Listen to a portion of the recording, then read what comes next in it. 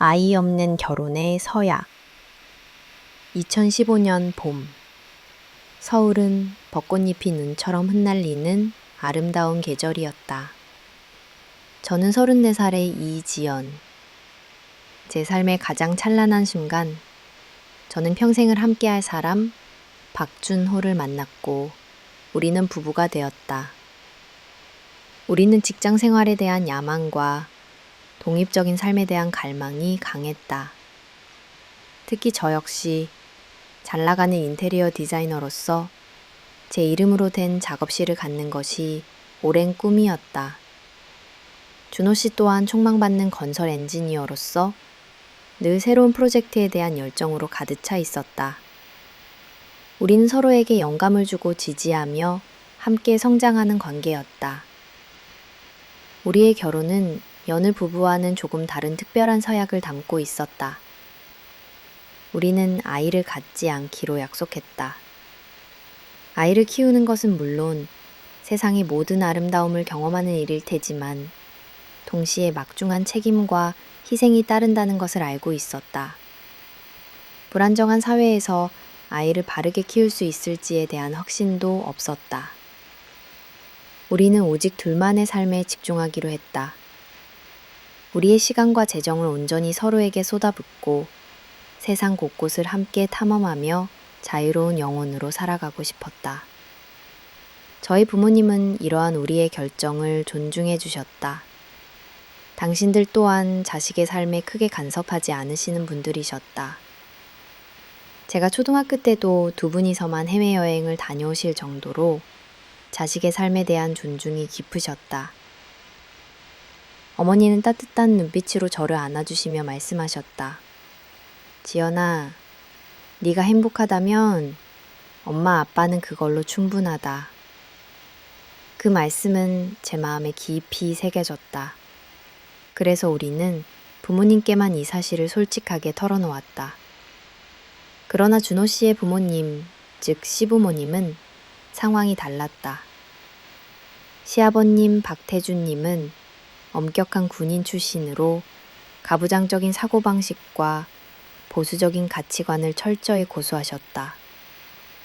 오직 장남인 준호 씨만이 유일한 아들이었기에 대를 잇는 것에 대한 집착이 강하셨다. 우리는 시부모님께는 아이를 갖지 않겠다는 우리의 결정을 감히 말씀드릴 수 없었다. 그저 조심스럽게 침묵을 지킬 뿐이었다. 우리의 신혼생활은 꿈처럼 행복했다. 준호 씨와 저는 놀라울 정도로 잘 맞았다. 우리는 함께 같은 드라마에 울고 웃었고 좋아하는 음식도 생활습관도 비슷했다. 직장 분야도 비슷해서 서로의 일상과 스트레스를 누구보다 잘 이해할 수 있었다. 퇴근 후에는 손을 잡고 한강공원을 거닐며 맥주 한 잔을 나누는 소소한 행복을 즐겼다. 주말에는 배나게 있기도 했지만 그 모든 순간이 우리에게는 소중한 추억이 되었다.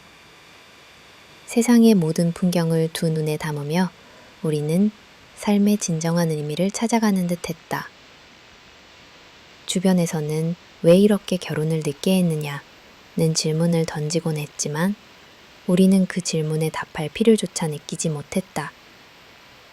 아이 없는 삶이 주는 자유와 오직 서로에게만 집중할 수 있는 시간은 우리에게 더할 나위 없는 만족감을 주었다.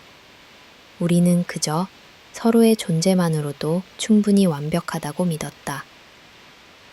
우리의 작은 아파트에는 사랑과 웃음이 가득했고 그 어떤 방해도 없이 오직 우리 둘만의 세상이 펼쳐지고 있었다. 미래에 대한 막연한 불안감도 없었다. 우리는 확신했다. 이대로라면 우리는 영원히 행복할 것이라고. 그 행복은 영원할 줄 알았다. 그때까지만 해도 말이다. 봉경 정미 전이신 알다간 지우와농 내 창산죄 정 지 정 귤 자 여 시어머니의 압박과 남편의 뺨이 행복은 영원할 줄 알았다. 하지만 시간은 무심히 흘렀고 우리는 어느덧 30대 후반에 접어들었다. 결혼 4년 차. 우리 부부의 삶은 여전히 단단하고 평화로웠지만 한편으로는 먹구름이 드리워지고 있었다. 그 먹구름은 다름 아닌 시부모님으로부터 시작되었다.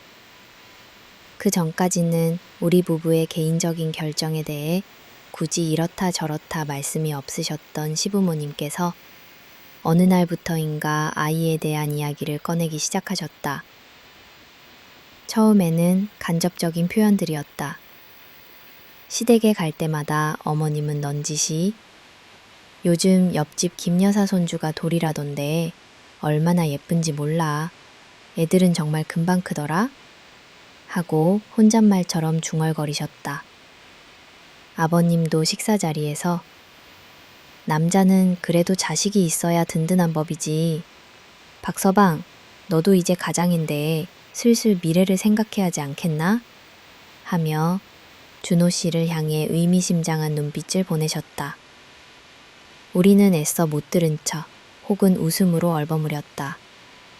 두 분 모두 손주를 애타게 기다리시는 건 알고 있었지만 굳이 먼저 아이를 갖지 않겠다는 우리의 확고한 결심을 깨뜨릴 용기가 나지 않았다. 그저 차일피일 미루고 있을 뿐이었다. 하지만 올 것이 오고야 말았다. 어느 날 아침 평소와 다름없이 출근 준비를 하고 있는데 시어머님께 전화가 걸려왔다. 어머님은 평소와 달리 목소리에 걱정이 가득했다. 지연아, 아버님이 요즘 잠도 제대로 못 주무신다. 매일 밤 손주 꿈을 꾸신 노력하고 있어요. 라고 거짓말을 했다. 준호 씨는 그날 저녁 퇴근 후 저에게 굳은 얼굴로 말했다. 지연아, 안 되겠다. 내가 직접 부모님께 말씀드려야겠어. 더는 피할 수 없어. 저는 불안감에 휩싸였다. 그 엄격하신 아버님이 어떤 반응을 보이실지 상상조차 되지 않았다. 다음 날 준호 씨는 혼자 시댁으로 향했다. 저는 초조하게 집에서 기다렸다. 시계 초침 소리 하나하나가 마치 제 심장을 옥죄는 듯 했다. 2시간쯤 지났을까. 현관문이 열리는 소리가 들렸고 저는 한달음에 달려나갔다. 준호 씨는 문가에 기대선 채 얼굴이 새하얗게 질려 있었다. 그의 뺨에는 붉게 부어오른 손자국이 선명했다. 저는 비명을 지를 뻔한 것을 겨우 참았다. 준호 씨, 이게 무슨 일이야? 제 물음에 준호 씨는 멍하니 벽을 응시하며 떨리는 목소리로 겨우 입을 열었다. 아버지가 날 때리셨어. 그는 시아버님께 우리 부부가 서로 동의하여 아이를 갖지 않기로 했다고 솔직하게 말씀드렸다고 했다. 준호 씨가 말을 마치자마자 시아버님께서는 정말 대노하셨다고 한다. 이런 페르나 같은 놈, 네가 감히 어디서 그런 망측한 소리를 짓거려? 대를 끊겠다는 말이냐? 고함을 지르시며 준호 씨의 뺨을 후려치셨다고 했다. 군 출신이시라 워낙 보수적이고 강성하신 시아버님은 어린 시절부터 준호 씨에게 공포의 대상이었다. 준호 씨는 어릴 적부터 단 한 번도 아버님께 대들어본 적이 없었다고 했다. 어머님 역시 아이는 반드시 낳아야 한다며 노발대발 하셨다고 한다. 이놈아, 네가 우리 부모의 한을 풀게 해줘야지. 다른 건 몰라도 자식은 꼭 낳아야 하는 거다. 그들의 핏발선 눈을 보며 준호 씨는 아무 말도 할 수 없었다고 했다. 그 이야기를 들은 저는 다음 날 직접 시부모님을 찾아뵙고 우리의 생각을 다시 한번 말씀드리려 했다. 하지만 두 분은 꿈쩍도 하지 않으셨다. 시아버님은 제 말을 중간에 끊고 싸늘한 목소리로 말씀하셨다. 아가, 요즘 젊은 사람들이 즐기고 살고자 하는 마음 모르는 바는 아니다.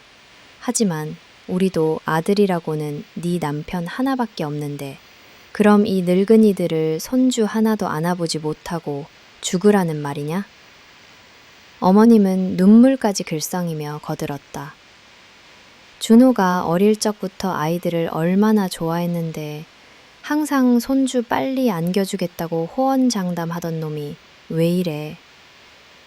시부모님의 간절한 눈빛과 절박한 목소리, 그리고 무엇보다 뺨까지 맞아가 행복이, 아이 없는 자유로운 삶이 과연 이토록 큰 죄가 되는 것일까?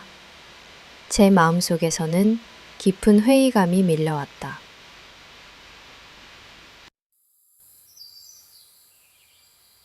마음을 바꾼 결정. 시부모님 댁에서 돌아온 준호 씨의 얼굴은 여전히 굳어 있었다. 뺨에 난 붉은 손자국만큼이나 그의 마음에도 깊은 상처가 남았을 터였다. 침대에 나란히 앉았지만 우리 사이에는 무거운 침묵만이 흘렀다. 저는 감히 먼저 입을 뗄 수 없었다. 그때 준호 씨가 나지막이 말했다. 지연아, 미안해. 내가 부족해서 이런 모습을 보이게 해서. 그의 목소리에는 자책과 후회가 가득했다. 저는 그를 꼭 안아주었다. 아니야, 준호 씨 잘못이 아니야. 하지만 제 마음속에는 혼란스러운 질문들이 맴돌았다. 우리의 행복을 위한 결정이 과연 이토록 큰 죄가 될 수 있을까?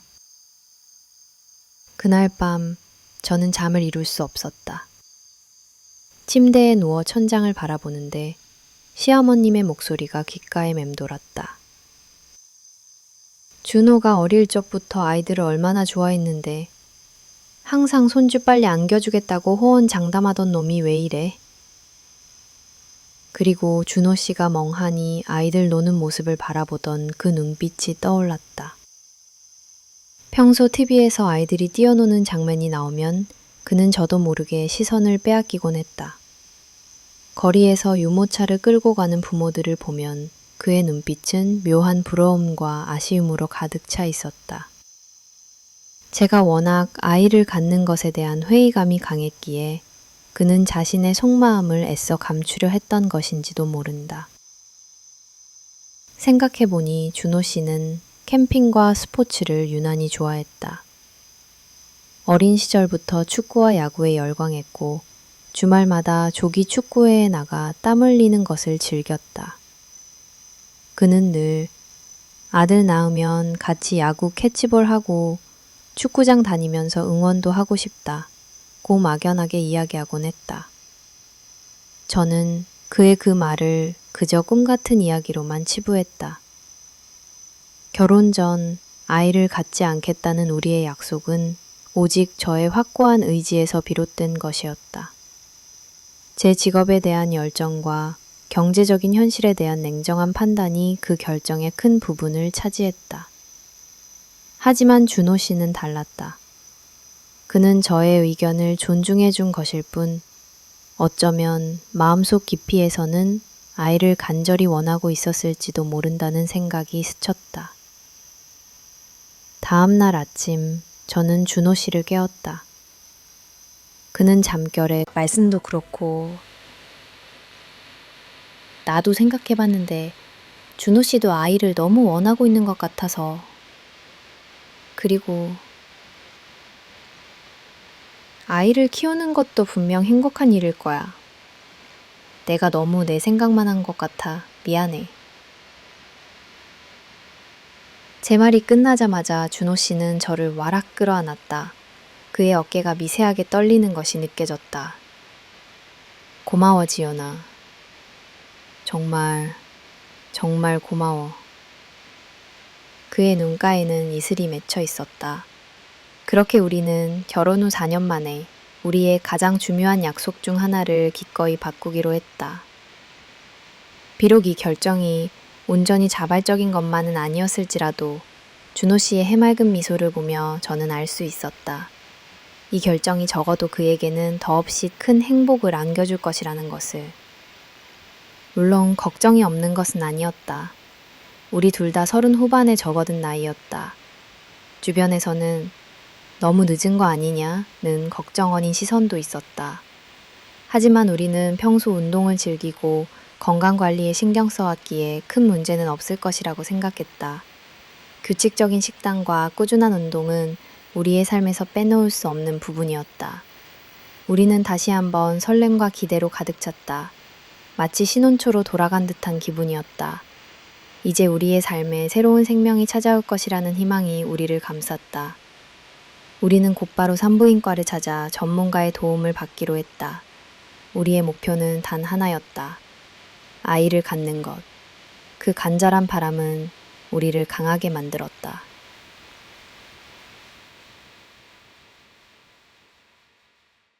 좌절의 1년과 희망의 끈.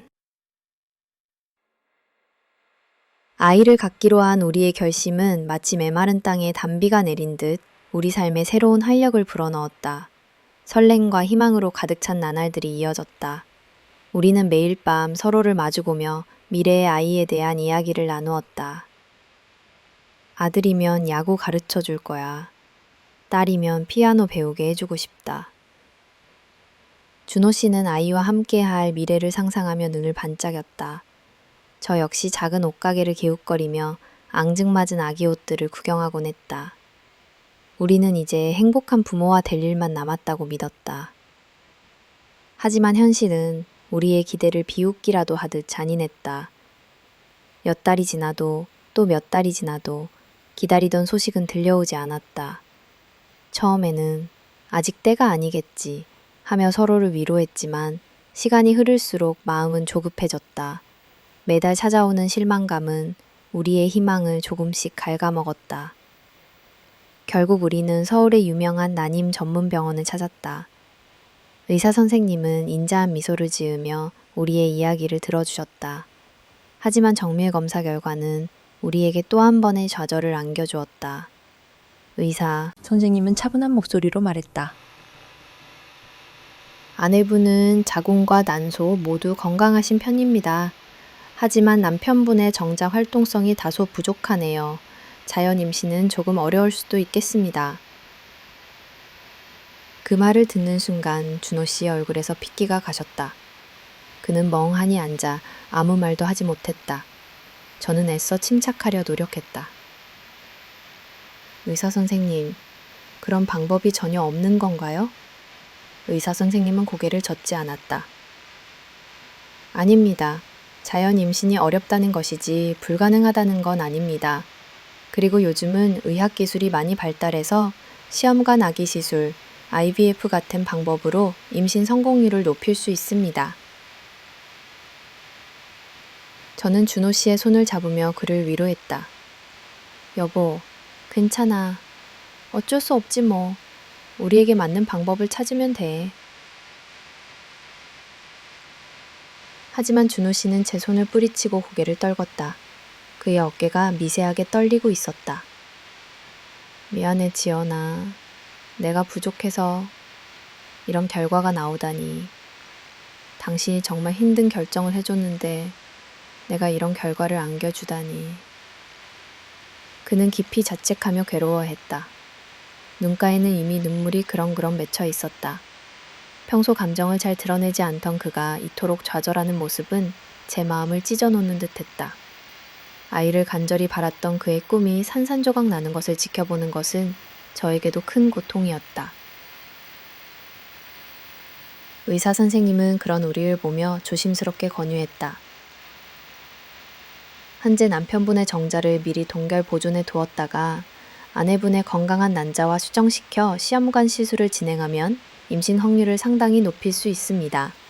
비용이 많이 들고 과정이 힘들겠지만 저는 시험관 시술이 얼마나 고통스럽고 힘든 과정인지 잘 알고 있었다. 주변에서 시험관 시술을 시도했던 친구들이 몸과 마음이 지쳐 쓰러지는 것을 보아왔기 때문이다. 하지만 준호 씨의 간절한 눈빛을 외면할 수는 없었다. 그토록 아이를 원하던 사람이 자신 때문에 그 꿈을 포기해야 한다는 절망감에 빠져 있는 것을 지켜볼 수는 없었다. 저는 망설임 없이 고개를 끄덕였다. 선생님, 저희 시험관 시술 진행할게요. 제 대답에 준호 씨는 고개를 들어 저를 바라보았다. 그의 눈에는 미안함과 동시에 희미한 희망이 스쳐 지나갔다. 지연아. 그는 제 이름을 부르며 다시 한번 저를 꼭 안았다. 그의 품에서 저는 굳은 결심을 했다. 어떤 어려움이 닥치더라도 우리는 반드시 아이를 가질 것이다. 그 희망의 끈을 놓지 않을 것이다. 우리의 길고 고통스러운 싸움이 이제 막 시작되고 있었다. 병원 복도를 걸어 나오며 우리는 서로의 손을 더욱 피고 찢어나 함께 잡았다. 앞으로 다가올 시련을 함께 이겨내자고 다짐하듯이.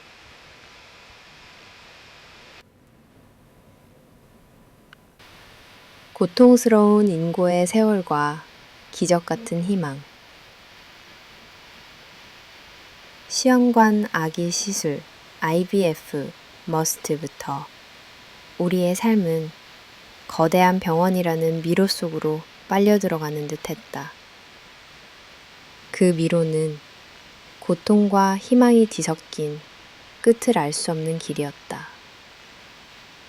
매주 혹은 며칠 간격으로 병원을 찾아야 했다.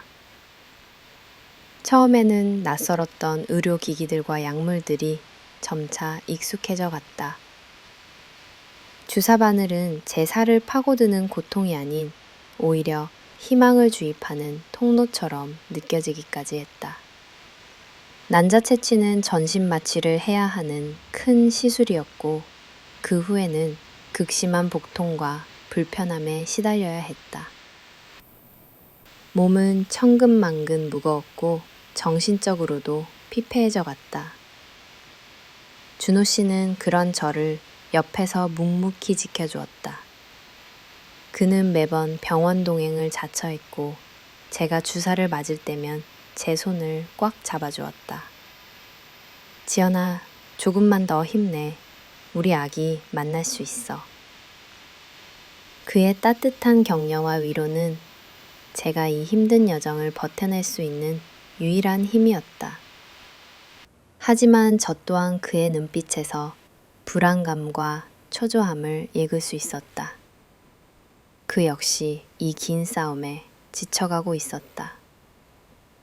그리고 마침내 첫 번째 시술 결과가 나왔을 때 우리는 기쁨에 몸을 떨었다. 임신입니다.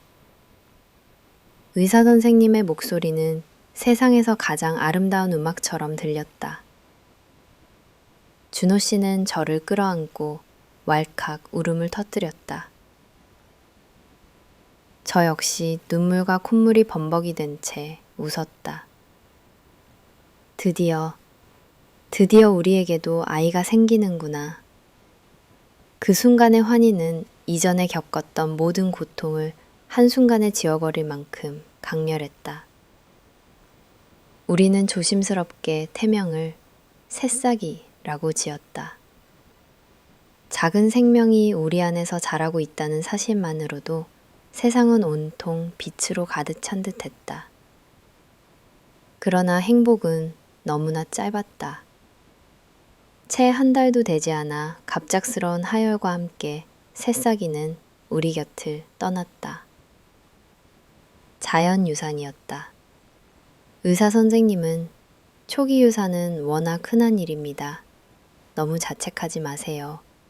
라고 위로했지만 제 마음은 갈기갈기 찢어지는 듯 했다. 희망이 솟아오른 만큼 절망의 깊이는 더욱 깊었다. 준호 씨도 큰 충격을 받았다. 그는 며칠 동안 아무것도 무릎을 꿇고 눈물로 빌고 또 빌었다. 하나님, 부처님, 제발 저희에게 아기를 허락해 주세요. 제가 아이를 간절히 원하지 않아서 선물을 주시지 않는 건가요? 스스로를 자책하며 모든 종교에 매달렸다. 그리고 다시 한번 임신이라는 소중한 소식을 들었다. 우리는 조심스럽게 기뻐했다. 이번에는 천사라고 태명을 지었다. 천사는 2달 가까이 우리 곁에 머물렀다. 작은 심장이 콩닥콩닥 뛰는 것을 초음파로 확인했을 때 우리는 다시 한번 행복에 겨워했다. 준호 씨는 매일 밤 제 배에 귀를 대고 천사야, 잘 자라야 해 라고 속삭였다. 하지만 이번에도 천사는 우리 곁을 떠났다. 2번째 자연유산이었다. 연이은 유산은 우리의 몸과 마음을 벼랑 끝으로 내몰았다. 저는 매일 밤 악몽에 시달렸고 극심한 불면증에 시달렸다. 내가 아이를 가질 운명이 아닌 걸까? 어쩌면 정말 내가 아이를 간절히 원하지 않아서 이런 벌을 받는 걸지도 몰라. 온갖 부정적인 생각들이 저를 잠식했다. 준호 씨도 말수가 줄어들고 얼굴에는 그늘이 드리워졌다. 우리의 관계는 점차 지쳐가는 임고의 세월 속에서 서서히 균열이 생기는 듯 했다. 그렇게 시험관 시술을 시도한 지 3년이라는 긴 시간이 흘렀다. 그 3년은 단순히 시간이 아니라 셀 수 없는 눈물과 좌절, 그리고 다시 일어서는 고통스러운 반복의 연속이었다. 주변 사람들의 걱정 어린 시선과 부담스러운 조언들도 우리를 더욱 힘들게 했다. 아직도 안 됐어? 다른 병원 가보는 게 좋지 않겠니? 너무 무리하는 거 아니야? 이제 그만 포기하는 게 어때? 그들의 말 한마디 한마디가 비수처럼 박혔다. 하지만 우리는 끝내 포기하지 않았다. 기나긴 터널의 끝에서 희미한 빛이 보이기 시작했다. 간절히 기도하고 노력한 보람이 있었던 것일까? 의사 선생님은 미소를 지으며 말했다. 착상이 아주 잘 됐습니다. 이번엔 정말 기대해봐도 좋을 것 같네요.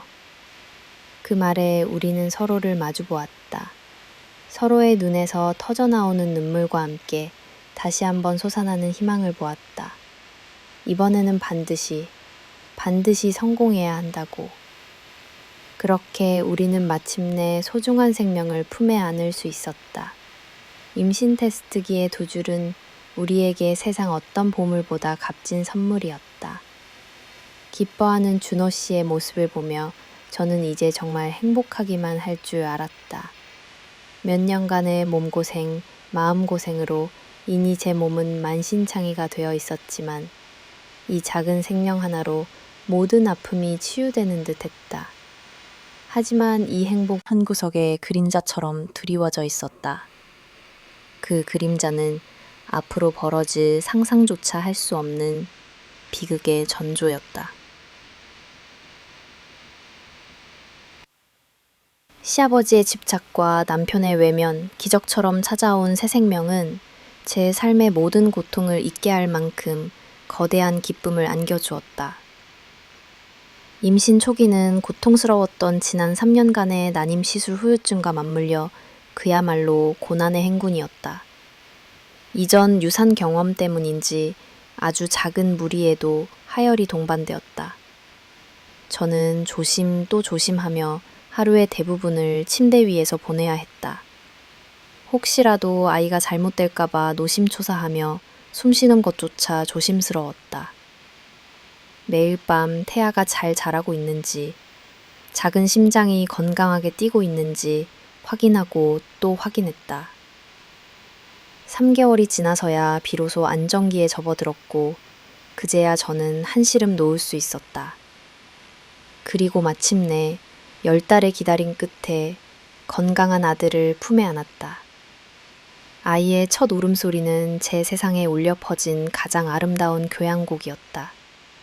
그토록 간절히 바라던 아이였기에 시부모님의 기쁨은 이루 말할 수 없었다.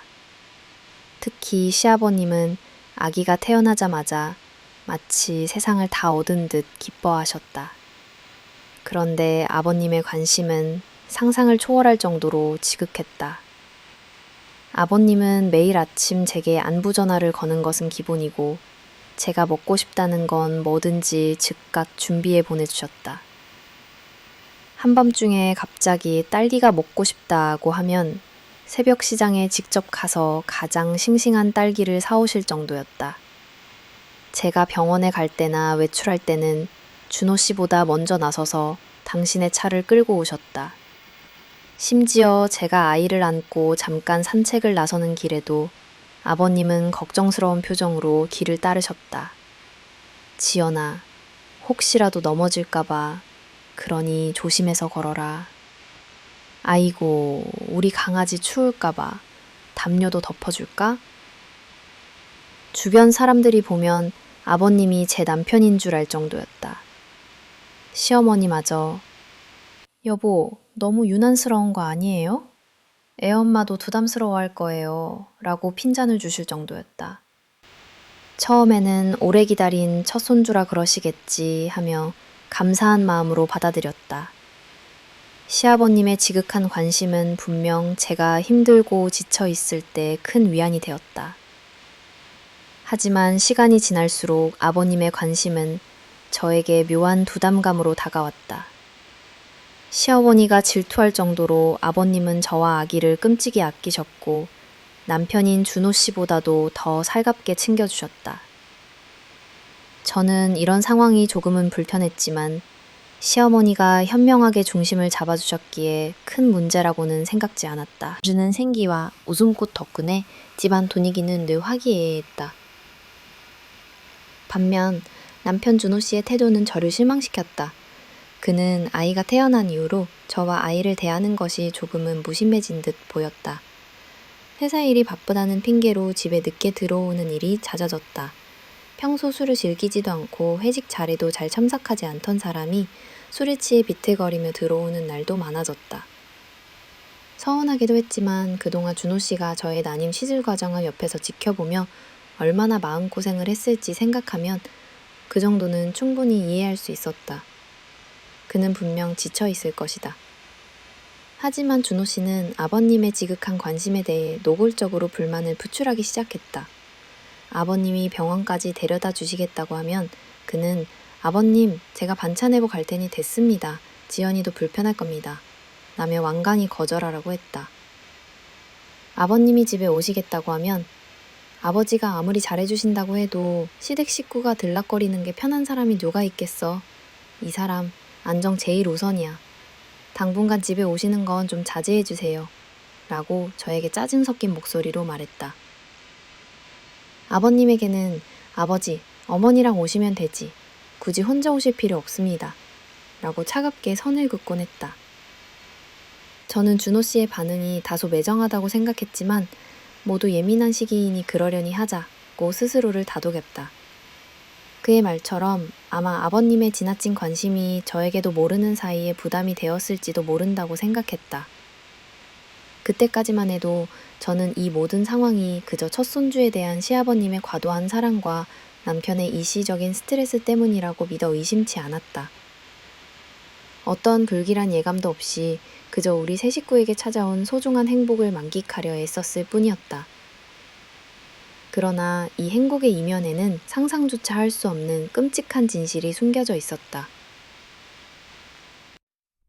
할아버지를 닮은 아기와 남편의 불편한 시선, 10달의 기다림 끝에 세상의 빛을 본 우리 아들, 아이의 작고 보드라운 살결, 앵두 같은 입술, 그리고 세상을 향해 울부짖는 우렁찬 울음소리는 제 모든 고통과 인고의 시간을 보상하고도 남을 만큼 경이로웠다. 준호 씨 또한 아기를 품에 안고 감격에 겨워했다. 그의 눈가에는 촉촉한 이슬이 맺혀 있었고 아기를 바라보는 눈빛에서는 전에 없이 깊은 사랑이 느껴졌다. 지연아, 우리 아기 정말 예쁘지? 믿기지가 않아. 그는 한참 동안 아기에게서 눈을 떼지 못했다. 시아버님과 시어머님 역시 손자에 더없이 기뻐하셨다. 특히 시아버님은 아기가 태어나자마자 마치 세상을 다 얻은 듯 기뻐하셨다. 아버님의 얼굴에는 한박 웃음이 가득했고 병실을 드나드는 모든 사람들에게 아들을 자랑하셨다. 우리 손주 좀 보세요. 얼마나 예쁩니까? 그런데 병실을 방문하는 가족들과 친지들 사이에서 공통된 이야기가 흘러나오기 시작했다.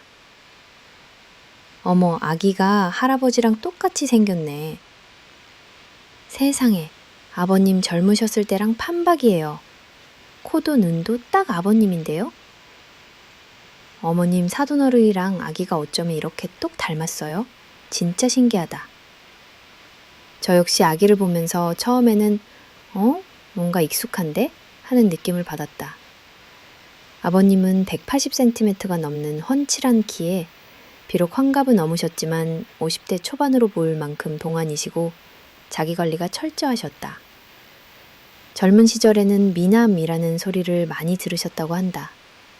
실제로 저와 함께 있으면 부부로 오해받을 정도였다. 반면 준호 씨는 시어머님을 닮아 키가 다소 작은 편이었고 외모도 평범한 편이었다. 처음에는 그저 아기가 할아버지를 닮았나 보다 하고 대수롭지 않게 넘겼다. 워낙 아버님이 아기를 애지중지 아끼고 예뻐하셨으니 사람들의 눈에는 그렇게 비쳤을 수도 있다고 생각했다. 제 친정어머니도 병실에 오셔서 아기를 보시더니 눈을 비비며 말씀하셨다. 어머, 우리 아기 봐라. 사돈어른이랑 어쩜 이렇게 똑 닮았니? 어쩐지 콧대가 오똑하고 잘생겼더라. 우리 준호 사위는 어쩌려고 그래. 흐흐. 어머니는 농담 반 진담 반으로 말씀하셨고 저는 그저 웃어 넘겼다. 하지만 준호 씨의 반응은 달랐다. 어머니의 농담에 그는 마치 과민 반응이라도 하는 듯 얼굴을 붉혔다. 어머니, 지금 무슨 말씀하시는 거예요? 딱 봐도 저랑 판박인데 그런 말씀하지 마세요. 그는 언성을 높이며 버럭 소리를 질렀다. 갑작스러운 그의 반응에 병실 안의 모든 사람들은 당황했고 순식간에 분위기는 싸늘해졌다. 제 어머니는 민망함에 어쩔 줄 몰라 하시더니 서둘러 자리에서 일어섰다. 아이고, 미안하다. 내가 쓸데없는 소리를 했네. 그만 가봐야겠다. 저는 출산의 고통과 산후조리로 정신이 없는 와중에도 준호 씨의 과도한 반응에 당황스러움을 감출 수 없었다. 평소 제 어머니에게 아들처럼 살갑게 대하던 그였다. 그런데 어째서 갑자기 저토록 예민하게 굴까? 나중에 친정어머니께 전해 들으니 그날 어머니는 준호 씨의 태도에 너무나 서운하셨다고 한다. 아무리 그래도 그렇지 그렇게까지 화를 내다니. 내가 딸을 낳아서 저런 사위를 얻었나. 어머니의 서운함은 저에게도 고스란히 전해져 마음이 아팠다. 그때만 해도 저는 준호 씨가 그저 자신의 아들이 다른 사람에게 닮았다는 말을 듣는 것이 싫어서 그랬을 거라고 단순하게 생각했다. 어쩌면 그동안 아이를 갖기 위해 겪었던 심적 육체적 스트레스 때문에 예민해진 것일 수도 있다고 여겼다. 남편으로서 자신의 아들이 자신을 닮았다는 말을 듣고 싶어 하는 것은 당연한 욕심이 아닐까? 저는 스스로 그렇게 합리화하며 애써 그의 이상한 행동들을 외면하려 했다. 하지만 그 불편한 시선은 단순한 스트레스나 욕심이 아니었다. 그것은 앞으로 벌어질 파국의 시작을 알리는 불길한 전조에 불과했다. 아기가 할아버지를 닮았다는 단순한 사실이 우리 가족의 견고한 울타리를 무너뜨리는 첫 번째 균열이 될 줄은 그때는 꿈에도 알지 못했다. 시아버지의 집착과 남편의 냉대, 그리고 불화의 시작. 아이가 태어난 후 시아버님의 손주 사랑은 상상을 초월하는 수준을 넘어섰다. 처음에는 그저 오래 기다린 첫 손주라 그러시겠지 하고 이해하려 했지만 시간이 지날수록 그것은 집착에 가까워졌다. 아버님은 아이가 잘 크고 있는지 궁금하다며 하루에도 몇 번이고 저에게 전화를 걸어대셨다. 아가, 우리 강아지 지금 뭐해? 잘 자고 있니? 밥은 잘 먹고? 그 정도는 애타게 손주를 기다렸던 할아버지로서 충분히 이해할 수 있는 부분이었다. 하지만 아버님의 관심은 거기서 멈추지 않았다. 전화 통화를 하다가 혹시라도 아기의 우는 소리가 들리면 수화기 너머로 잔소리를 쏟아내셨다. 아이고, 우리 강아지 왜 울어? 혹시 배고픈 거 아니야? 기저귀 갈아줘야 하는 거 아니니? 혹시 아프면 큰일 난다. 아이가 자고 있어 아무 소리도 들리지 않으면 또 그것대로 걱정하며 다그치셨다. 왜 이렇게 조용해? 혹시 어디 아픈 건 아니니? 아무 손 안 나는구나. 자는 건가? 저는 아버님의 연락 폭탄 때문에 한시도 휴대폰을 곁에 두지 않고는 마음이 칸치 않았다. 혹시라도 제가 전화를 받지 못하면 아버님은 직접 집으로 쫓아오셨다. 현관문을 쾅쾅 두드리며 지연아, 지연아, 안에 있는 거 다 안다. 문 열어라. 하고 고함을 지르셨다. 그런 아버님 때문에 저는 단 1분 1초도 마음을 편히 가진 적이 없었다. 그야말로 24시간 감시를 받는 듯한 느낌이었다. 시어머니마저 여보, 이제 그만 좀 하세요. 애엄마도 힘들 거예요. 라고 말릴 정도였으니 그 집착이 어느 정도였는지 짐작할 수 있을 것이다. 반면 남편 준호 씨는 아이가 태어난 이후로 점점 치여져 저와 아이를 대하는 것이 냉정해져만 갔다. 사람이 화장실 들어갈 때랑 나올 때의 마음이 다르다더니 딱 그 짝이었다. 아이만 낳아주면 평생 충성하겠다던 사람이 퇴근 후에 아이 한번 따뜻하게 안아주지도 않았다. 아이가 아빠를 보고 손을 뻗으며 옹알이를 해도 그는 싸늘한 눈빛으로 외면했다. 주말에는 피곤하다, 회사 일이 바쁘다 하는 핑계로 집을 비우는 경우가 잦아졌다. 평소 술을 입에도 대지 않던 사람이 술에 취해 비틀거리며 늦게 들어오는 일도 다반사였다. 심지어는 외박까지 하는 지경에 이르렀다. 처음에는 산후조리로 힘들고 예민해서 제가 지나치게 생각하는 것이라고 여겼다. 하지만 그의 냉담한 태도는 시간이 갈수록 심해졌다. 저는 점차 지쳐갔고 마음속에는 서운함과 분노가 쌓여갔다. 하루는 너무나 서러워서 시아버님께 준호 씨에 대한 하소연을 좀 했다. 그동안 준호 씨의 달라진 모습, 늦은 귀가, 그리고 심지어 외박까지 한다는 이야기를 털어놓았다. 제 이야기를 들은 시아버님은 그야말로 노발대발하셨다. 뭐라고? 이주로 놈이 네 마누라랑 아들만 집에 내버려 두고 어디서 술을 퍼마시고 외박까지 해? 그러다 애라도 답을 날이라도 하면 어쩔 거야, 이 못난 자식아! 아버님은 당장이라도 달려오셔서 준호 씨를 죽일 듯이 잡으셨다. 아버님은 그 길로 밤늦게까지 술을 마시다 들어온 준호 씨를 붙잡고 거실에서 호통을 치기 시작했다. 고성이 오가고 굉음이 집안을 뒤덮었다. 저는 그저 준호 씨가 요즘 외박도 한다고 조금 하소연했을 뿐인데 이렇게까지 크게 화를 내실 줄은 몰랐기에 저도 많이 당황스러웠다. 하지만 준호 씨의 반응은 더더욱 저를 경악하게 만들었다. 그는 시아버님의 꾸짖음에 주눅들기는커녕 오히려 당당하게 맞섰다. 당연히 그러기에 제가 아이 없이 지내겠다고 했잖아요. 이게 다 아버지가 아들 낳으라고 강요하셔서 그런 거 아니에요? 그렇게 좋으시면 아버지가 아빠 하시던가요. 그의 말이 제 귀를 의심케 했다. 제 앞에서, 아이 앞에서, 그리고 그의 아버지 앞에서 어떻게 저런 말을 할 수 있을까? 저는 너무나 서러워서 그 자리에 주저앉아 펑펑 울어버렸다. 제 세상이 무너지는 듯했다. 그때 저를 안아준 것은 다름 아닌 시아버님이었다. 그는 저를 따뜻하게 안아주며 아가, 괜찮다. 내가 다 해결할 테니 걱정 마라. 라고 위로해 주셨다. 아버님의 전화에 달려오신 어머님 손을 잡고 저는 그 길로 시댁으로 향했다. 그날 밤 제 마음속에는 남편에 대한 배신감과 함께 알 수 없는 두려움이 피어오르기 시작했다. 모든 것이 혼란스러웠다.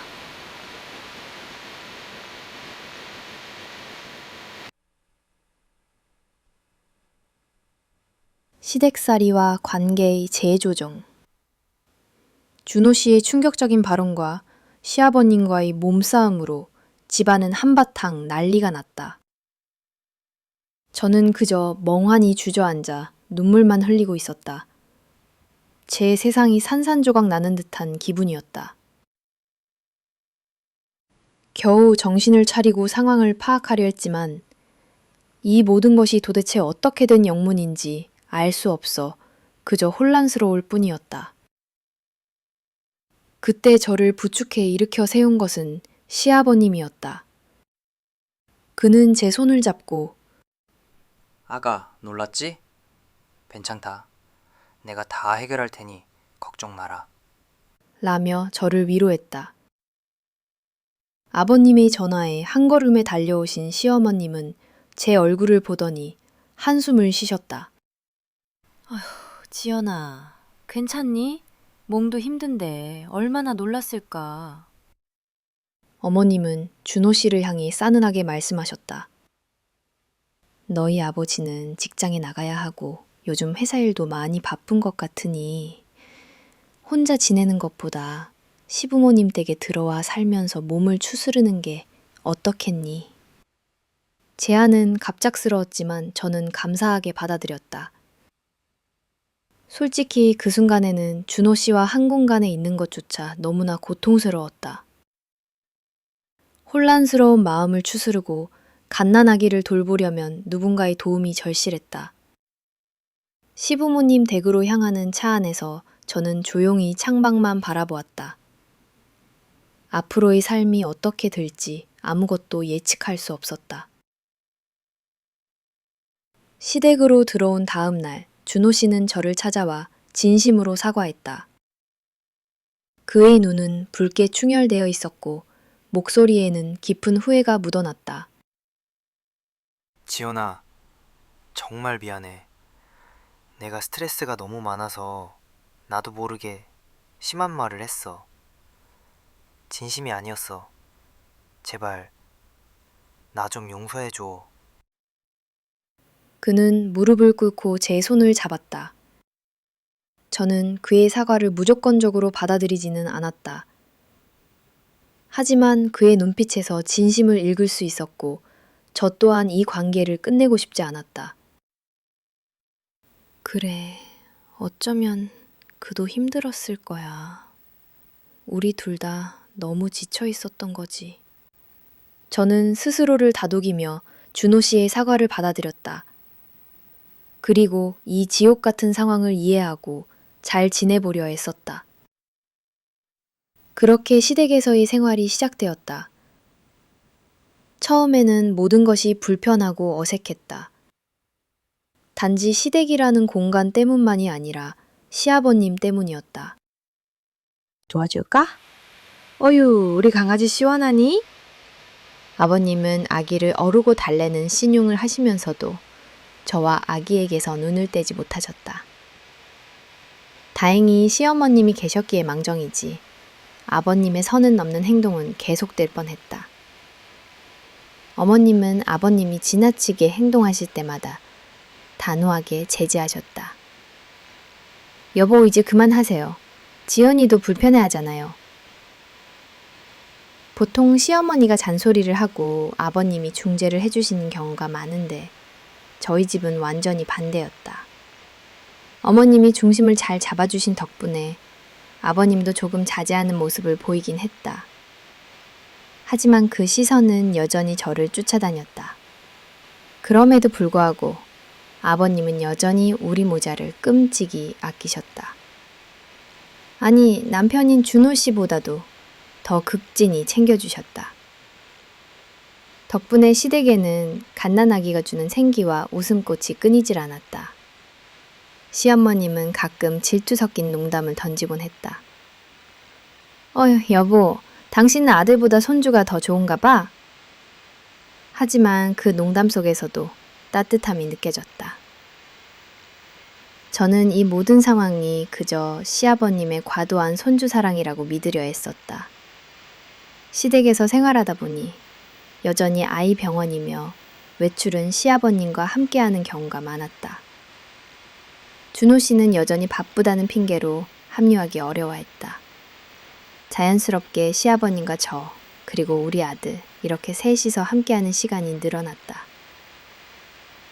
그러다 보니 저도 점점 아이와 관련한 일들은 남편보다 아버님께 말씀드리는 일이 잦아졌고, 심적으로도 아버님께 많이 의지하게 되었다. 아버님은 워낙 동안이셨기에 아이를 안고 거리를 지날 때면 사람들은 종종 우리를 부부로 오해하곤 했다. 와, 아기가 아빠랑 정말 똑같이 생겼어요. 완전 미남이네? 그런 말을 들을 때마다 아버님은 입꼬리가 귀에 걸릴 정도로 행복하게 웃으시며 하루 종일 기분 좋아하셨다. 그때만 해도 저는 내가 시아버지 복이 있구나. 우리 아들 앞으로도 사랑 듬뿍 받으면서 살 수 있겠다는 생각뿐이었다. 시댁 식구들과의 관계가 이렇게 재조정되는 것이 어쩌면 우리 가족에게 더 좋은 방향일지도 모른다고 착각했다. 하지만 이 모든 것은 폭풍정야의 고요함일 뿐이었다. 알 수 없는 불안감이 제 마음속 깊은 곳에서 움트고 있었지만 저는 애써 외면했다. 이 평화가 얼마나 위태로운 것인지, 그리고 이 뒤에 숨겨진 진실이 얼마나 끔찍한 것인지 그때는 전혀 짐작조차 할 수 없었다. 전향여 해 비었네오 라이스 버이요 한예 완송이 저타 영부이 일심이 되어. 아들의 첫 시어머님의 태도가 냉랭하게 느껴지기 시작했다.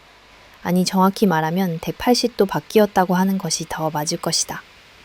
전에는 그렇게 인자하고 따뜻하셨던 어머님인데 어느 날부터인가 저를 대하는 눈빛이 싸늘하게 변했다. 제가 무슨 잘못이라도 한 것처럼 노골적으로 싫은 티를 내시거나 의미심장한 미소를 지으며 저를 쳐다보시곤 했다. 평소에는 잘 시키지도 않던 집안일들을 갑자기 몰아시키는 건 기본이었다. 전몸살로 몸져 누워 밤잠이라도 자고 있으면 문을 벌컥 열고 들어와. 이게 어디서 시부모 무서운 줄 모르고 한 브랜드 자고 있어? 아들 낳았다고 유세 떠는 거야? 뭐야? 라며 인신공격까지 서슴지 않으셨다. 제가 아이 덕분에 힘들다며 잠시 쉬고 있으면 젊은 사람이 게으르게 이게 뭐야? 요즘 애엄마들이 다 이러니? 하고 혀를 차셨다. 저는 영문도 모른 채 변해버린 어머님의 태도에 정말 답답하고 서러워 미칠 지경이었다. 어머님이 저를 그렇게 대하실수록 저는 더욱 외로워졌다. 시댁 식구들과의 관계는 갈수록 멀어졌고 유일하게 저를 지지해주는 것은 시아버님뿐이었다. 아버님은 어머님의 눈치를 보면서도 여전히 저와 아들을 극진히 챙겨주셨다. 하지만 그마저도 점점 불안하게 느껴졌다. 저를 더 깊은 나락으로 밀어넣었던 건 남편 준호 씨였다. 처음에는 아이가 혹시라도 다칠까봐 조심스러워 안아보지도 못할 정도로 아끼고 예뻐했던 사람이었다. 그런데 이제는 퇴근해서 집에 들어와도 아이를 들여다보지도 않았다. 아이가 아빠에게 안아달라고 팔을 뻗으며 옹알이를 해도 그는 싸늘하게 외면했다. 마치 없는 존재인 것처럼 취급했다. 저는 결국 폭발하고 말았다. 애는 나 혼자 만들었냐고. 싫다는 사람 그렇게 설득해서 그 고생시킨 게 누군데? 이제 와서 이래? 당신 아들이야. 당신 피부치라고. 저는 소리치며 울부짖었지만 그의 눈빛은 여전히 차가웠다. 그는 그저 미안하다는 말만 반복하며 고개를 숙였다. 그 차가운 눈빛과 무기력한 사과는 제 가슴을 더 깊이 후벼 팠다. 그럴수록 저는 더욱 시아버님께 의지하게 되었고 그 의지가 결국엔 커다란 파국을 일으킬 거라곤 꿈에도 생각하지 못했다. 시아버님과 저는 더욱 가까워졌다. 우리는 함께 쇼핑도 다니고 맛있는 음식도 먹으러 다녔다. 물론 우리 아기도 항상 함께였다. 아버님이 우리 아이를 안고 저는 자연스럽게 아버님 팔짱을 끼고 거리를 다닐 때면 누가 보아도 다정한 부부처럼 보였을 것이다. 사람들은 지나가면서 와, 보기 좋은 부부다. 아기가 아빠랑 정말 당신 똑같이 생겼네요. 라고 칭찬하곤 했다. 아버님은 그때마다 한바구음을 지으시며 하루 종일 기분 좋아하셨다. 하루는 아버님과 함께 아기 건강검진을 위해 병원에 갔다가 점심을 먹고 나오는 길이었다. 그때 멀리서 익숙한 뒷모습이 보였다. 남편, 준호 씨였다. 그는 외근을 나왔는지 회사 점퍼를 입고 있었다. 저는 반가운 마음에 여보 여보 하고 큰 소리로 불렀다. 분명 준호 씨도 우리를 보았을 것이다. 그의 시선이 잠시 우리에게 머무르는 것을 느꼈다. 하지만 그는 아무렇지도 않은 듯 우리를 외면하고 그냥 지나쳐 버렸다. 저는 어이가 없어 그 자리에 멍하니 서 있었다. 그때 아버님이 굳은 표정으로 준호 씨에게 다가섰다. 박서방, 잠깐 여기 좀 보게. 준호 씨는 아버님의 부름에 멈춰섰지만 그의 얼굴에는 무서운 표정이 가득했다. 얘가 갑자기 무슨 일이십니까? 집에 가서 얘기하시죠. 아버님은 단호하게 말했다. 잠깐이면 된다. 준호 씨는 눈을 부릅뜨고 아버님을 노려보았다. 저는 겁에 질려 아이를 안고 아무 말도 할 수 없었다. 멀리서 보니 준호 씨가 아버님 때 고래고래 소리를 지르고 있었다. 제 귀에는 그들의 대화가 명확히 들리지 않았지만 준호 씨의 격양된 목소리와 아버님의 침묵은 불길한 예감을 안겨주었다.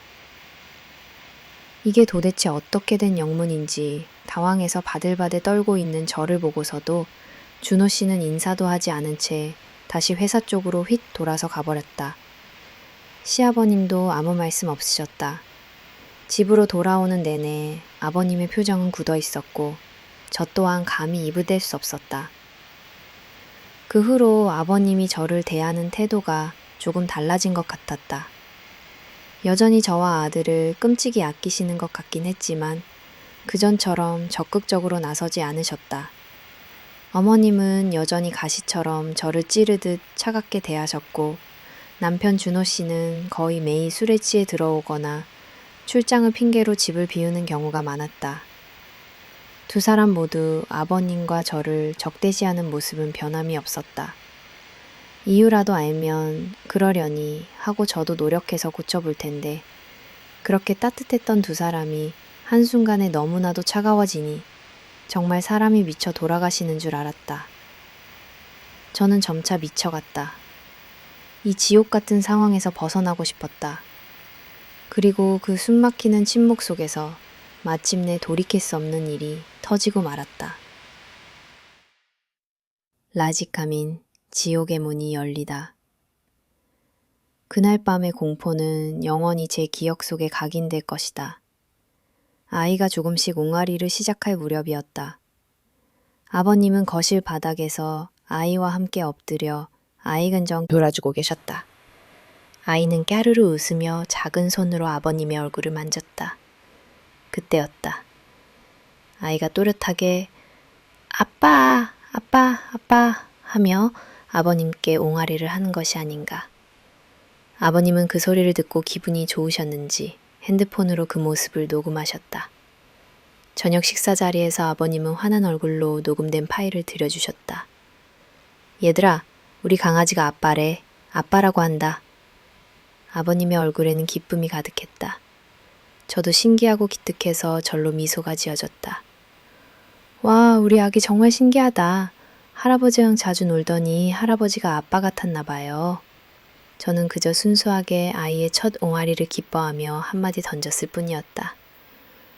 하지만 제 말이 끝나기 무섭게 시어머님과 준호 씨가 동시에 저를 돌아보며 무슨 말 같지도 않은 말을 하냐는 듯 고래고래 소리를 질렀다. 지금 무슨 말을 하는 거야? 제정신이야? 어머님의 목소리는 날카로운 비수처럼 제 심장을 꿰뚫었다. 준호 씨 역시 얼굴이 불그락 푸르락하며 제게 달려들 듯한 기세로 소리쳤다. 당신 지금 제정신이야? 애는 나 혼자 만들었냐고. 그렇게 좋으면 할아버지가 아빠나 하시라니까. 저는 기가 차서 할 말을 잃었다. 아니, 제가 원하지도 않았던 아이를 자기들이 그렇게 간절히 원해서 그 고생을 시켜가며 겨우 낳은 아들이었다. 그런 아들이 겨우 첫 옹알이로 아빠라고 했다고 그것도 저를 죽일 듯이 잡을 수가 있는 걸까? 저는 그들의 비상식적인 반응에 충격을 넘어선 공포를 느꼈다. 그날 밤의 식사자리는 완전히 아수라장이 되었다. 두 모자는 저를 향해 핏발선 눈으로 소리를 질러댔고 저는 더 이상 그 공간에 머무를 수 없었다. 그 길로 저는 아이를 안고 친정으로 와버렸다. 시아버님은 놀라 뛰어나오셔서 저를 말리셨지만 저는 그 집에서는 단 1분 1초도 더 있고 싶지 않았다. 택시를 불러 나올 때까지도 어머님과 준호 씨는 저와 아기에게 눈길조차 주지 않았다. 그들의 싸늘한 시선은 마치 너희는 더 이상 우리 가족이 아니다 라고 말하는 듯 했다. 택시 안에서 저는 하염없이 눈물을 흘렸다. 이젠 정말 끝이구나. 내가 사람을 잘못 봤나. 친정에 도착하자 엄마는 말없이 저를 꼭 안아주셨다. 엄마의 품에서 저는 한참을 흐느꼈다. 시아버님은 날마다 전화해서 다시 돌아오라고 설득하셨지만 준호 씨는 거의 일주일간 전화 한 통 없다가 미안하다는 문자 메시지와 함께 카드 하나를 달랑 보내왔다. 저는 준호 씨가 진심으로 뉘우치기 전에는 못 들어간다며 이혼하겠다고 으름장을 놓았다. 하지만 막상 이혼을 하려니 앞길이 막막했다. 난임 시술을 하느라 직장을 그만둔 지 오래였고 친정도 넉넉한 형편이 아니었다. 전휴 후 시아버님 손에 이끌려 준호 씨가 친정으로 찾아왔다. 엄마는 준호 씨의 손을 잡으며 간곡히 부탁했다. 우리 딸이 욕심이 많아서 그런다. 자네가 잘 돌봐주게 부탁하네. 그리고는 준호 씨를 향해 눈물을 글썽이며 말했다. 우리 지연이가 아기 가지느라 얼마나 고생이 많았는지 자네도 잘 알지 않나. 준호 씨는 별말 없이 죄송하다는 말만 남기고 집을 나섰다. 내키지는 않았지만 저는 조금이라도 더 나아질 거라는 기대를 하며 준호 씨를 따라 시댁으로 돌아왔다. 그동안 아버님께 많이 혼나고 정신을 좀 차린 건지 준호 씨는 조금 달라진 모습을 보였다. 퇴근도 일찍 하려 했고 아이와 시간을 많이 보내려 노력하기도 했다. 며칠 후 준호 씨는 제게 분가 이야기를 꺼냈다. 저는 아직 아이도 어리고 아이가 좀 더 클 때까지 시댁에서 지내는 게 어떻겠냐고 했지만 그의 뜻이 워낙 완강했다. 게다가 아직까지 시어머님의 차가운 모습은 바뀌지 않았기에 저는 준호 씨의 뜻을 따르기로 했다. 아들을 끔찍이 아껴주시는 아버님에게 크게 의지를 하고 있었지만 아버님과도 평생 살 것도 아니고 준호 씨가 변화된 모습을 보여주니 행복하게 살고 싶다는 마음이 간절했다. 그날 저녁 시아버님과 준호 씨는 거실에서 밤늦게까지 술을 마셨다. 아버님은 분가를 완강히 반대하셨지만 준호 씨는 자신의 뜻을 굽히지 않았다. 둘 사이에 고성이 오갔지만 결국 준호 씨의 고집을 꺾지 못했다. 그렇게 시간이 흘러 우리가 살 전셋집을 구하고 이사 전날이 되었다. 준호 씨는 회사에 급한 일이 생겨 밤늦게 나갔고 저와 아기는 침대에서 잠이 들었다. 깊은 잠에 빠져 있던 그때였다. 저는 인기척에 눈을 떴다. 제 옆에는 준호 씨가 아닌 다른 누군가가 누워 있었다. 저는 소스라치게 놀라 비명을 질렀다. 그 사람은 바로 시아버님이었다. 아버님은 아기를 사이에 두고 저를 부둥켜 안고 있었다. 제 비명 소리에 마침 집에 들어오던 준호 씨가 방으로 들어왔다. 그는 아버님을 보자마자 이성을 잃고 아버님의 멱살을 잡고 밖으로 끌고 나갔다. 아버지, 아무리 그래도 아버지 멱살을 잡는 아들이 어디 있어요? 저는 극구 말렸지만 준호 씨는 이미 이성을 잃은 상태였다. 결국엔 주먹까지 날리는 겨우 진정이 되려는 찰나 이번에는 어머님이 들어오셨다. 어머님은 그 광경을 보더니 차갑고 날카로운 목소리로 소리치셨다. 이 짐승만도 못한 새끼들아. 감히 너희들이 저질러 놓고 이제 와서 이게 무슨 미친 짓이야. 다들 당장 나가. 저와 아버님 그리고 준호 씨는 얼어붙은 듯 멈춰섰다. 저는 대체 어찌된 여문인지 몰라 그저 멍하니 주저앉아 있었다. 어머님의 눈빛은 분노와 절망으로 가득 차 있었다. 그제야 저는 이 모든 혼란의 이면에 상상조차 할 수 없는 끔찍한 진실이 숨겨져 있다는 것을 직감했다. 지옥의 문이 활짝 열리는 순간이었다.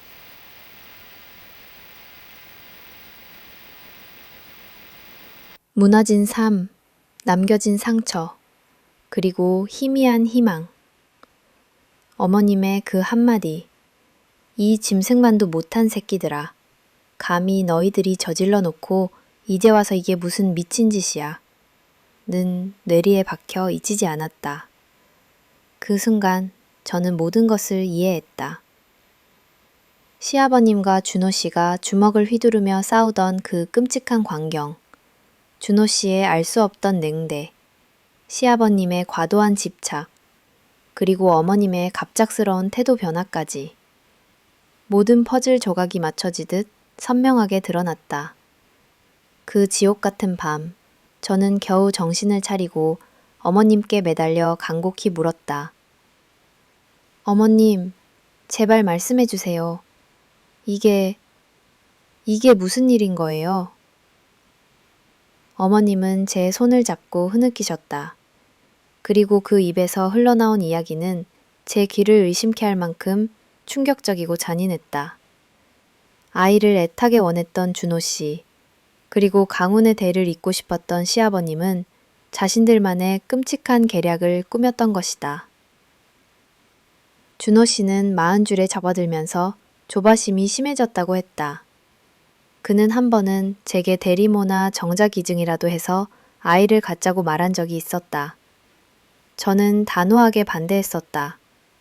그런 비윤리적인 방법으로 아이를 갖고 싶지 않았다. 그래서 준호 씨도 포기한 줄 알았다. 하지만 준호 씨는 시아버님에게 이 고민을 털어놓았고 손주를 간절히 원했던 시아버님은 놀라운 제안을 했다고 한다. 내가 나이가 있어 안 될 수도 있지만 아직까지는 건강하니 한번 시도는 해보자. 그리고 며칠 후 그들은 저 몰래 시험관 시술을 진행했다고 했다. 시아버님의 정자로 시험관 시술을 한 것이다. 그리고 거짓말처럼 단 한 번의 착상이 되어버렸다고 했다. 그들은 저를 속이기 위해 산부인과 의사까지 매수했다. 의사는 모든 사실을 숨기고 마치 준호 씨의 정자로 임신된 것처럼 서류를 조작했다. 저의 간절한 모성애와 아이에 대한 열망을 철저히 이용했다. 그런데 막상 아이가 태어나고 나니 준호 씨는 아이를 자신의 자식이라는 생각이 들지 않았다고 했다. 눈에 넣어도 아프지 않을 제 자식이 아니라는 생각에 점차 냉담해졌다고 한다. 반면 시아버님은 아이가 마치 자신의 아들 같아 그렇게 금지옥엽, 애지중지, 깨질까 부서질까 조심했던 것이었다. 준호 씨는 처음에는 티를 내지 않으려 노력했지만 시댁에 들어와 살기 시작한 후 어느 날 그날처럼 저와 아기가 자고 있을 때 시아버지가 몰래 침대에 함께 누워 저를 안고 아기를 끌어안는 모습을 시어머님에게 들키고 말았다고 했다. 어머님은 그날 모든 진실을 알게 되셨고 준호 씨에게 그 이야기를 듣고 완전히 마음의 변화가 온 것이었다. 그제야 어머님의 차가운 눈빛과 인신공격들이 이해가 되었다. 어머님은 그 모든 상황을 알고도 저에게 화를 내고 계셨던 것이다. 니들이 인간이냐? 어떻게 나에게 이럴 수가 있어? 저는 오열하다 실신하고 말았다. 그 이후의 일은 잘 기억나지 않는다. 모든 것이 뿌옇고 흐릿한 악몽 같았다. 정신을 차렸을 때 저는 아이를 데리고 친정으로 와 있었다. 사실을 알게 된 제 아버지는 격분하여 준호 씨를 찾아가 죽이겠다고 난리를 치셨다고 한다. 결국 경찰서까지 가서야 겨우 진정될 수 있었다. 시아버님이라는 그 뻔뻔한 작자는 아들 한 번만 보여달라고 자꾸만 친정집을 찾아왔다.